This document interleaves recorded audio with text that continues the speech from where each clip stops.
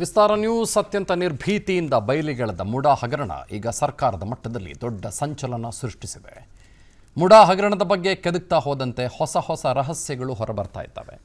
ಅದರಲ್ಲೂ ಕೂಡ ಮುಡಾ ಸೈಟ್ ಹಂಚಿಕೆ ಅಕ್ರಮ ಇದೀಗ ಸಿಎಂ ಸಿದ್ದರಾಮಯ್ಯನವರ ಕಾಲಬುಡಕ್ಕೆ ಬಂದು ನಿಂತುಕೊಂಡಿದೆ.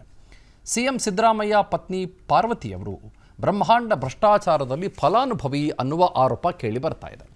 ಸಿದ್ದರಾಮಯ್ಯ ಅವರ ಪತ್ನಿ ಪಾರ್ವತಿಯವರಿಗೆ ಮುಡಾ 50-50 ಅನುಪಾತದಲ್ಲಿ ಮೈಸೂರಿನ ಪ್ರತಿಷ್ಠಿತ ವಿಜಯನಗರ ಬಡಾವಣೆಯಲ್ಲಿ 14 ನಿವೇಶನಗಳನ್ನು ಕೊಟ್ಟಿರುವುದು ಬೆಳಕಿಗೆ ಬಂದಿದೆ. ಕೆಸರೆ ಗ್ರಾಮದ ಸರ್ವೆ ನಂಬರ್ 464ನಲ್ಲಿ ದೇವನೂರು ಬಡಾವಣೆ ನಿರ್ಮಾಣ ಮಾಡೋದಕ್ಕೆ 1988ರಲ್ಲಿ ಪಾರ್ವತಿ ಅವರಿಗೆ ಸೇರಿದ್ದ 3.16 ಎಕರೆಯಷ್ಟು ಭೂಮಿಯನ್ನು ಮುಡಾ ಸ್ವಾಧೀನಪಡಿಸಿಕೊಂಡಿತ್ತು. ಅದಕ್ಕೆ ಪರ್ಯಾಯವಾಗಿ ಮುಡಾ ಪಾರ್ವತಿಯವರಿಗೆ ಮೈಸೂರಿನ ವಿಜಯನಗರ ಬಡಾವಣೆಯಲ್ಲಿ 14 ನಿವೇಶನಗಳನ್ನು ಕೊಟ್ಟಿದೆ. ಅಧಿಕಾರ ದುರುಪಯೋಗ ಪಡಿಸಿಕೊಂಡು ಸಿದ್ದರಾಮಯ್ಯ ಪತ್ನಿ ಪಾರ್ವತಿ ಅವರಿಗೆ ನಿವೇಶನ ಹಂಚಿಕೆ ಮಾಡಲಾಗಿದೆ ಅನ್ನುವ ಆರೋಪ ಕೇಳಿಬಂದಿದೆ. ವಿಸ್ತಾರ ನ್ಯೂಸ್ ಬಯಲಿಗೆಳೆದಿದ್ದಂಥ ಮುಡಾ ಕೇಸ್ನಲ್ಲಿ ಸದ್ಯ ಸಿಎಂ ಪತ್ನಿ ಹೆಸರು ಕೂಡ ಥಳಕು ಹಾಕೊಂಡಿದ್ದು, ಮುಖ್ಯಮಂತ್ರಿ ಸಿದ್ದರಾಮಯ್ಯನವರು ಈ ಬಗ್ಗೆ ಪ್ರತಿಕ್ರಿಯಿಸಿದ್ದಾರೆ. ಮುಡಾ ಸೈಟ್ ಬಿಜೆಪಿ ಅವಧಿಯಲ್ಲಿ ಕೊಟ್ಟಿರೋದು 3 ಎಕರೆ 16 ಗುಂಟೆ ಜಾಗ ನನ್ನ ಪತ್ನಿದು. ಅದನ್ನು ನನ್ನ ಬಾಮೈದ ನನ್ನ ಹೆಂಡತಿಗೆ ಉಡುಗೊರೆಯಾಗಿ ಕೊಟ್ಟಿದ್ದ. ಅದನ್ನು ಮುಡಾದವರು ಸೈಟ್ ಮಾಡಿ ಹಂಚಿದ್ರು. ಸೈಟ್ ಮಾಡಿದ ಮೇಲೆ ಕಾನೂನು ಪ್ರಕಾರ ನಮಗೆ 50-50 ಅನುಪಾತದಲ್ಲಿ ಸೈಟ್ ಕೊಟ್ಟಿದ್ದಾರಲ್ವಾ, ಕಾನೂನು ಪ್ರಕಾರವೇ ನಮಗೆ ಜಮೀನು ಸಿಗಬೇಕಲ್ವಾ ಅಂದ್ಬಿಟ್ಟು ಸಿದ್ದರಾಮಯ್ಯನವರು ಸ್ಪಷ್ಟನೆ ಕೊಟ್ಟಿದ್ದಾರೆ. ಕಾನೂನು ಪ್ರಕಾರ ಮೂಡದಲ್ಲಿ ನಮಗೆ 50-50 ಕೊಡಕ್ಕೆ ಅಂತ ಅವ್ರು ಒಪ್ಕೊಂಡ್ರು. ಆಯ್ತು ಕೊಡಿಯಪ್ಪ, ಅಷ್ಟೇ ಕೊಡಿ ಅಂತಂದ್ರೆ ನಿಮ್ಗೇನು ನಿಯಮಾವಳಿಗಳಿದಾವೆ, ಸರ್ಕಾರದ ಏನು ಆದೇಶ ಇದೆ ಅದರ ಪ್ರಕಾರ ಕೊಡಿ ಅಂತ ಬಿಜೆಪಿಯವರು ಅಧಿಕಾರದಲ್ಲಿರುವಾಗ ಕೇಳ್ಕೊಂಡಿದ್ದವು. ಆಗ ಅವರು ನಮಗೆ ಬೇರೆ ಬೇರೆ ಸೈಟ್ಗಳನ್ನು ಬೇರೆ ಜಾಗದಲ್ಲಿ ಸಮಾನಾಂತರ ಸೈಟ್ಗಳನ್ನು ಕೊಟ್ಟಿದ್ದಾರೆ. What is wrong in that? This particular piece of land is acquired purchased by my brother in law, one Mallikarjuna. ಆ ಮಲ್ಲಿಕಾರ್ಜುನ ಏನ್ ಮಾಡದ, ಅವನ್ ಸಿಸ್ಟರು ನನ್ನ ವೈಫು, ಅವನಿಗೆ ಈ ಅರಿಶಿನ ಕುಂಕುಮ ಅಂತ ಅವ್ರ ಪಾಲ್ ಭಾಗ ಆದ್ರಲ್ಲ ಅದನ್ನ ಕೊಟ್ಬಿಟ್ಟ, ಗಿಫ್ಟ್ ಡೀಡ್ ಮೂಲಕ ಕೊಟ್ಬಿಟ್ಟ, ದಾನ ಕೊಟ್ಟ.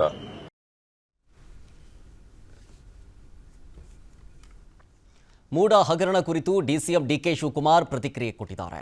ಸಿಎಂ ಸಿದ್ದರಾಮಯ್ಯ ಪತ್ನಿ ಯಾಕೆ ಅಕ್ರಮ ಮಾಡ್ತಾರೆ ಅಂತ ಪ್ರಶ್ನೆ ಮಾಡಿದ್ದಾರೆ.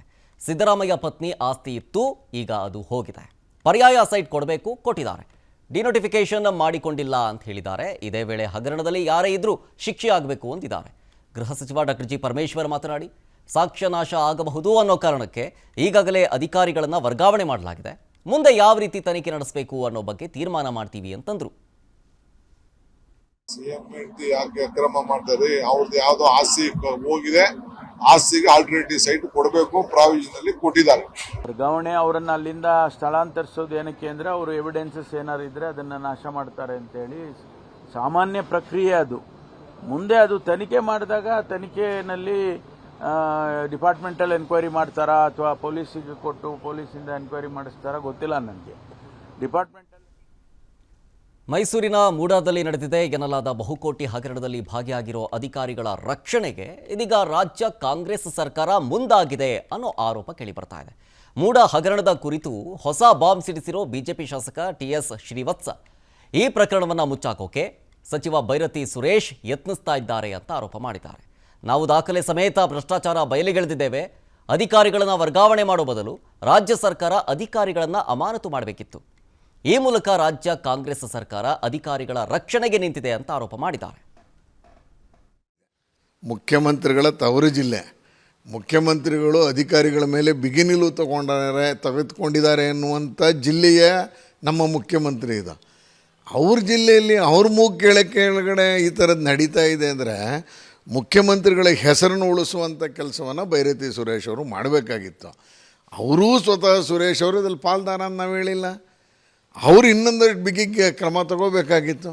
ಎಲ್ಲವನ್ನೂ ಅವ್ರ ಕೈಗಿರುವಂಥ ಅಸ್ತ್ರವನ್ನು ಕೆಳಗಿಟ್ಟು ಬರೀ ಕಣ್ಣೂರಿಸುವ ತಂತ್ರವನ್ನು ಮಾಡಿದ್ದಾರೆ ಅನ್ನುವಂಥ ಆರೋಪ. ಮೂಡಾ ಬಹುಕೋಟಿ ಹಗರಣದಲ್ಲಿ ಸಿಎಂ ಸಿದ್ದರಾಮಯ್ಯ ಕುಟುಂಬದ ಹೆಸರು ಕೇಳಿ ಬರ್ತಾ ಇತ್ತು. ಇದನ್ನು ಪ್ರಮುಖ ಅಸ್ತ್ರವಾಗಿಸಿಕೊಳ್ಳೋದಕ್ಕೆ ಬಿಜೆಪಿ ನಿರ್ಧಾರ ಮಾಡಿದೆ. ಜುಲೈ 15ರಿಂದ ರಾಜ್ಯ ವಿಧಾನಮಂಡಲದ ಮುಂಗಾರು ಅಧಿವೇಶನ ಶುರುವಾಗಲಿದ್ದು ಸರ್ಕಾರದ ವಿರುದ್ಧ ಮುಗಿಬೀಳೋದಕ್ಕೆ ಕೇಸರಿ ಪಾಳ್ಯ ರಣತಂತ್ರವನ್ನು ರೂಪಿಸ್ತಾ ಇದೆ. ಈ ಬಗ್ಗೆ ಮಾತನಾಡಿದ ಬಿಜೆಪಿ ಎಂಎಲ್ಸಿ ಸಿಟಿ ರವಿ, ಹಗರಣ ಅಗೆದಷ್ಟು ಬಗೆದಷ್ಟು ಹೊರಗೆ ಬರ್ತಾ ಇದೆ. ಅಧಿವೇಶನದಲ್ಲಿ ಎಲ್ಲ ದಾಖಲೆ ಇಟ್ಟು ಚರ್ಚೆ ಮಾಡ್ತೀವಿ. ವಿಧಾನಸಭೆಯಲ್ಲಿ ಕಾಂಗ್ರೆಸ್ ನಾಯಕರ ಜಾತಕ ಬಿಚ್ಚಿಡ್ತೀವಿ ಅಂತ ಹೇಳಿದ್ದಾರೆ. ರಾಜ್ಯ ಸರ್ಕಾರದ ಹಗರಣಗಳನ್ನು ಖಂಡಿಸಿ ನಾಳೆ ಬೆಳಗ್ಗೆ 11 ಗಂಟೆಗೆ ಸಿಎಂ ಮನೆಗೆ ಮುತ್ತಿಗೆ ಹಾಕುತ್ತೀವಿ ಅಂತ ಹೇಳಿ ಬಿಜೆಪಿ ಶಾಸಕ ಸುನಿಲ್ ಕುಮಾರ್ ಹೇಳಿದ್ದಾರೆ. ನಮಗೆ ಸಿಕ್ತಿರುವಂತ ಇನ್ಫಾರ್ಮೇಶನ್ ಅಗದಷ್ಟು ಬಗೆದಷ್ಟು ಕರ್ಮಕಾಂಡ ಹೊರಗೆ ಬರ್ತಾ ಇದೆ. ಸಾವಿರಾರು ಕೋಟಿ ರೂಪಾಯಿಗಳ ಕರ್ಮಕಾಂಡ ಹೊರಗೆ ಬರ್ತಾ ಇದೆ. ಮಾಹಿತಿಯನ್ನ ಕಲೆ ಹಾಕ್ತಾ ಇದ್ದೀವಿ. 15ನೇ ತಾರೀಕು ಅಧಿವೇಶನ ಪ್ರಾರಂಭ ಆಗುತ್ತಿದೆ. ಮಾಹಿತಿಯ ಜೊತೆಗೆ ವಿಧಾನ ಮಂಡಲದಲ್ಲಿ ಈ ವಿಷಯವನ್ನು ಪ್ರಸ್ತಾಪ ಮಾಡ್ತೀವಿ. ಯಾರ್ಯಾರು ಇದರ ಹಿನ್ನೆಲೆಯಲ್ಲಿದ್ದಾರೋ, ಯಾರ್ಯಾರು ಅಕ್ರಮ ಫಲಾನುಭವಿಗಳಾಗಿದ್ದಾರೋ ಅವರೆಲ್ಲರ ಜಾತಕವನ್ನು ವಿಧಾನಸಭೆಯಲ್ಲಿ ಬಿಚ್ಚಿಡ್ತೇವೆ. ಕರ್ನಾಟಕದಲ್ಲಿರುವಂತದ್ದು ಶೂನ್ಯ ಅಭಿವೃದ್ಧಿಯ ಸರ್ಕಾರ, ಹಗರಣಗಳ ರಾಜ್ಯ ಸರ್ಕಾರ. ಈ ರೀತಿಯಾದಂತಹ ಸರ್ಕಾರ ಇವತ್ತು ತನ್ನ ಆಡಳಿತವನ್ನು ಮುಂದುವರಿಸಲಿಕ್ಕೆ ನೈತಿಕತೆಯನ್ನು ಕಳ್ಕೊಳ್ತಾ ಇದೆ. 15ನೇ ತಾರೀಕಿನ ವಿಧಾನಸಭಾ ಅಧಿವೇಶನಗಳ ಆರಂಭ ಆಗ್ತಾ ಇರುವಂತಹ ಸಂದರ್ಭದಲ್ಲಿ ಎಲ್ಲ ದಾಖಲೆಗಳ ಸಮೇತ ಈ ಎಲ್ಲ ವಿಷಯಗಳನ್ನ ಬಿಜೆಪಿ ಪ್ರಸ್ತಾಪನೆಯನ್ನು ಮಾಡುತ್ತೆ. ಅನುಕ್ಷಣದ ಸುದ್ದಿಗಳಿಗಾಗಿ ವಿಸ್ತಾರ ನ್ಯೂಸ್ ಯೂಟ್ಯೂಬ್ ಚಾನೆಲ್ ಸಬ್ಸ್ಕ್ರೈಬ್ ಮಾಡಿ. ಹೊಸ ಸುದ್ದಿಗಳ ನೋಟಿಫಿಕೇಶನ್ಗಾಗಿ ಬೆಲ್ ಐಕಾನ್ ಕ್ಲಿಕ್ ಮಾಡಿ. ಲೇಟೆಸ್ಟ್ ಅಪ್ಡೇಟ್ಸ್ಗಾಗಿ www.vistaranews.com ವೆಬ್ಸೈಟ್ಗೆ ವಿಸಿಟ್ ಮಾಡಿ. ಅಂಗೈಯಲ್ಲೇ ಜಗತ್ತಿನ ಸುದ್ದಿ ತಿಳಿಯಲು ವಿಸ್ತಾರ ನ್ಯೂಸ್ ಕನ್ನಡ ಆಪ್ ಡೌನ್ಲೋಡ್ ಮಾಡಿ.